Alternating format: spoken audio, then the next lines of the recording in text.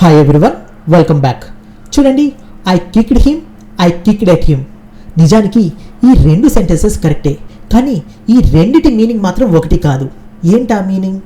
అంతేకాదు, he shot her అని అనొచ్చు, హీ షాట్ ఎట్ హర్ అని అనొచ్చు. అంటే ఒక చోట ఎట్ అనే ప్రిపోషన్ లేకుండా యూజ్ చేయొచ్చు, ఇంకొక చోట ఎట్ అనే ప్రిపోషన్ పెట్టచ్చు. కానీ ఇదే టైంలో హీ కిల్డ్ ఎట్ హర్ అని అనకూడదు, కేవలం హీ కిల్డ్ హర్ అనే అనాలి. ఎందుకని ఒక చోట ఎట్ అనే ప్రిపోషన్ పెట్టి పెట్టకుండా యూజ్ చేయొచ్చు, ఇంకొక చోట అలా ఎట్ అనే ప్రిపోషన్ పెడితే తప్పవుతుంది?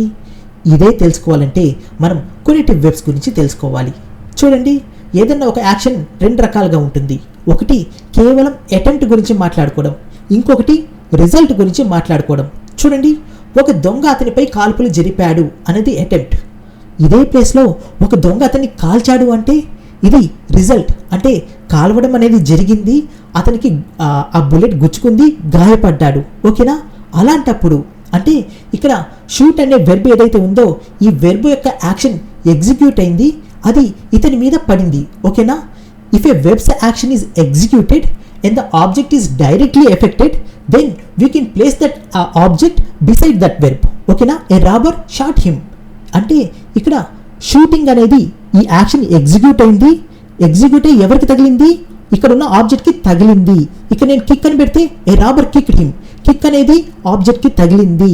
పంచ్డ్ హిమ్, పంచ్ అనేది అతనికి తగిలింది.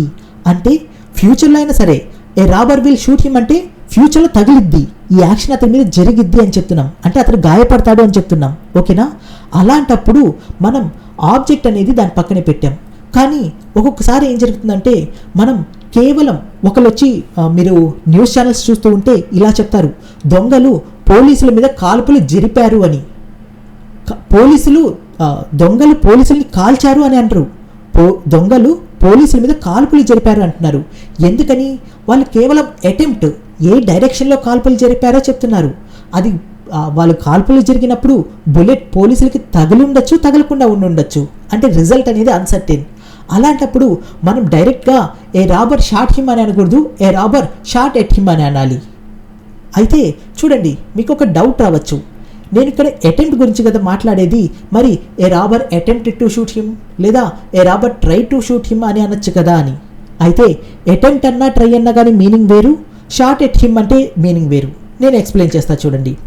నేను చెప్పాను కదా, ట్రాన్సిటివ్ వెర్బ్ని ఎప్పుడు యూజ్ చేస్తాం? ఈ షూట్ అనే యాక్షన్ ఎగ్జిక్యూట్ అవ్వాలి. అంటే ఇక్కడ నేను షూట్ యూజ్ చేశాను కాబట్టి అతను కంపల్సరీగా ట్రిగర్ నొక్కాలి, బుల్లెట్ బయటికి రావాలి, ఎగ్జిక్యూట్ అయింది. తర్వాత ఏమవ్వాలి? ఆబ్జెక్ట్ ఎఫెక్ట్ అవ్వాలి, అంటే ఆ బుల్లెట్ వెళ్ళి ఇతనికి తగలాలి. తగిలి గాయపడితే మాత్రమే ద రాబర్ షాట్ హిమ్ అని అంటాం. లేకపోతే హీ పంచ్డ్ హిమ్ అంటే పంచ్ రిలీజ్ చేశాడు, తగిలింది, హీ పంచ్డ్ హిమ్ అని అంటాం. అంటే పంచ్ అనే యాక్షన్ ఎగ్జిక్యూట్ చేశాము, అంటే అది ఇలా వస్తుంది, వచ్చి నాకు తగిలింది కూడా, అంటే ఆబ్జెక్ట్ ఎఫెక్ట్ అయింది, అప్పుడు మాత్రమే హీ పంచ్డ్ మీ అని అంటాం. అలా కాకుండా మనం ఒక్కొక్కసారి ఏం చేస్తామంటే ఈ వెర్బ్ యొక్క యాక్షన్ని ఎగ్జిక్యూట్ చేస్తాం. అంటే నేను గన్ యొక్క ట్రిగర్ని పుల్ చేశాను, కానీ నేను అది ఎవరికి తగిలిందో అని చెప్పట్లేదు, ఎటువైపుగా కాల్చానో చెప్తున్నాను. తగిలి ఉండొచ్చు, మిస్ అయి ఉండొచ్చు. అలాంటప్పుడు మనం ఆబ్జెక్ట్ని ద రాబర్ షాట్ హిమ్ అని అనకూడదు, the robber shot at him అనాలి. అంటే అతని మీద కాల్పులు జరిపాడు, తగిలిందో తగలేదో తెలియదు. అర్థమవుతుందా? ఇక్కడ ట్రిగ్గర్ లాగాను, ఇక్కడ ట్రిగ్గర్ లాగాను, కానీ ఇక్కడ నేను ఆబ్జెక్ట్కి తగిలింది అని చెప్తున్నాను. కానీ నేను ఇక్కడ ట్రిగ్గర్ లాగినప్పుడు ఆ బుల్లెట్ ఆబ్జెక్ట్ వైపు వెళ్ళింది అని చెప్తున్నాను, తగిలిందో లేదో చెప్పట్లేదు. అర్థమవుతుందా? తగిలి ఉండొచ్చు, తగలకుండా ఉండొచ్చు. కానీ ఇదే ప్లేస్లో నేను అటెంప్ట్ కానీ ట్రైని కానీ యూజ్ చేశాను అనుకోండి, a robber attempted to shoot him లేకపోతే a robber try to shoot him అని అన్నాను అనుకోండి. చూడండి, నేను ఒక పర్సన్ని షూట్ చేయాలి, అతను ఒక కాన్ఫరెన్స్ హాల్లో ఉన్నారు. నేను గన్ పాకెట్లో పెట్టుకొని ఆ ఎంట్రన్స్లోకి వెళ్ళాను. వెళ్ళంగానే పోలీసులు నన్ను పట్టుకున్నారు. అప్పుడు ఏమంటారు? You try to shoot him, నువ్వు అతన్ని చంపడానికి ట్రై చేసావంటారు కదా, లేకపోతే you attempted to shoot him అని అంటాడు కదా. అంటే నేను గన్ను బయటికి తీసి ట్రిగ్గర్ పుల్ చేసినప్పుడు మాత్రమే కాదు, గన్ లోపలే ఉంచుకున్నా కానీ ఆ ప్రయత్నాన్ని అటెంప్ట్ అని అంటాం. అంటే ఇక్కడ యాక్షన్ ఎగ్జిక్యూట్ అయ్యి ఉండొచ్చు, అవ్వకుండా ఉండొచ్చు. అంటే ఇక్కడ షూట్ అనే యాక్షన్ జరగకుండా కూడా ఉండొచ్చు. కానీ ఎక్కడైతే ఇంట్రాన్సిటివ్ కొనెటివ్ వెర్బ్స్ని యూజ్ చేస్తున్నామో అక్కడ యాక్షన్ అనేది ఎగ్జిక్యూట్ అయింది. అర్థమవుతుందా?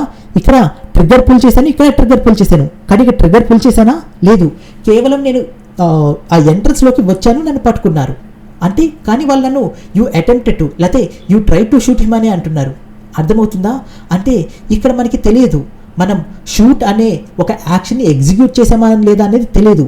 అందుకనే ఎక్కడైతే మనం ఒక యాక్షన్ని ఎగ్జిక్యూట్ చేస్తామో అయితే ఆ డైరెక్షన్ ఎటువైపో చెప్తామో అక్కడ మనం ఎట్ అనే ప్రిపోజిషన్ యూజ్ చేయాలి వెబ్తో పాటు, అది ట్రాన్సిటివ్ వెబ్ అయినా సరే.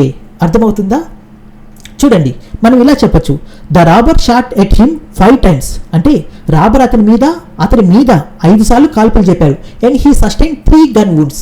అంటే దీని అర్థం ఏంటి అంటే 5 సార్లు అతని మీద కాల్పులు జరిపాడు అని చెప్తున్నాను, తగిలిందో లేదో చెప్పట్లేదు, కానీ తర్వాత సెంటెన్స్లో తగిలింది అని చెప్తాను. And he sustain 3 gun wounds అంటే 3 సార్లు తగిలింది. లేదా ఒకేసారి చెప్తే అలా అయినా చెప్పొచ్చు, the robber shot at him and he sustain A gun shot wound. అతను ఒక బుల్లెట్ గాయం తగిలింది, అతనికి ఒక బుల్లెట్ గాయం తగిలింది అని. అంటే అర్థమవుతుందా? ఇది అన్సర్టెన్ రిజల్ట్ అనేది, తగులుండొచ్చు తగలకపోయిందా ఉండొచ్చు, కేవలం నేను డైరెక్షన్ని మాత్రమే చెప్తున్నాను. ఓకేనా?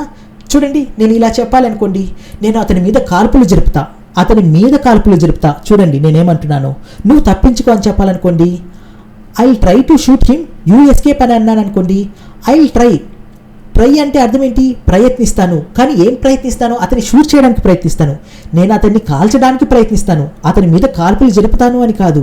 మరి కాల్పులు జరుపుతాను అని చెప్పడానికి I shoot at him, you escape. నేను అతని మీద కాల్పులు జరుపుతా, నువ్వు తప్పించుకో. అంటే నేను ఎగ్జిక్యూట్ చేస్తాను. ఇక్కడ నేను కేవలం I try to shoot him అంటే నేను గన్ తీసి అతని ముందు పెట్టినా కానీ ట్రై చేసినట్లే కదా, నేను ట్రై చేస్తాను. కానీ ఐ షూట్ ఎట్ హిమ్ అంటే నేను అతని మీదకి కాల్పులు జరుపుతా, అంటే ఈ షూటింగ్ అనే యాక్షన్ని నేను ఎగ్జిక్యూట్ చేస్తాను, ఆ టైంలో నువ్వు తప్పించుకో అని చెప్తున్నాను. అర్థమవుతుందా? చూడండి, నెక్స్ట్ స్లైడ్కి వెళ్ళే ముందు నిన్న టెలిగ్రామ్ వాట్సాప్ గ్రూప్లో జాయిన్ అవ్వకపోతే లింక్ డిస్క్రిప్షన్లో ఇచ్చాను, కంపల్సరీగా జాయిన్ అవ్వండి. ఓకే, చూడండి, she stabbed him with a knife అనొచ్చు, she stabbed at him with a knife అనొచ్చు, షీ అటెంప్టెడ్ టు లేదా she try to stab him with a knife అని అనొచ్చు. అయితే వీటి అర్థాలు ఏంటి? స్టాబ్డ్ అంటే స్టాబింగ్ అంటే పొడవడం అనే యాక్షన్ జరిగింది, అతను గుచ్చుకుంది, అప్పుడు ఆమె అతన్ని కత్తితో పొడిచింది, she stabbed him with a knife అని అంటాం కదా. అంటే స్టాబ్ అనే యాక్షన్ జరిగింది, గాయపడ్డాడు. అదే she stabbed at him with a knife అంటే ఆమె అతనిపై కత్తితో పొడవడానికి దాడి చేసింది లేదా పొడిచే ప్రయత్నం చేసింది. ఇందులో స్టాబ్ అనే యాక్షన్ ఎగ్జిక్యూట్ అయింది, కానీ అది అతనికి తగిలిందా? చెప్పలేం, అన్సర్టెన్. ఓకేనా?